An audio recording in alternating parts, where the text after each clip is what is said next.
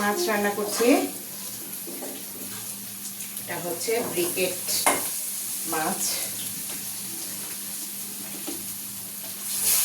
মাছগুলো ধরা হবে। আকাশে একটু মেঘলা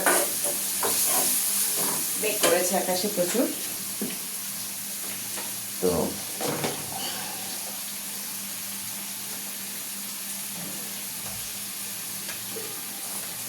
যারা তোমার পিছনে কথা বলে তারা তোমার থেকে আসলে অনেকটুকুই পিছিয়ে আছে, তাই তাদের কথা পাত্তা না দিয়ে মনে রাখবা জীবনের সবচেয়ে শ্রেষ্ঠ শিক্ষক হলো কষ্ট, আর সবচাইতে বড় শক্তি হলো ধৈর্য।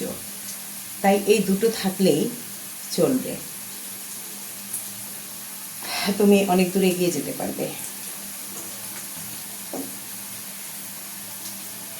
আসলে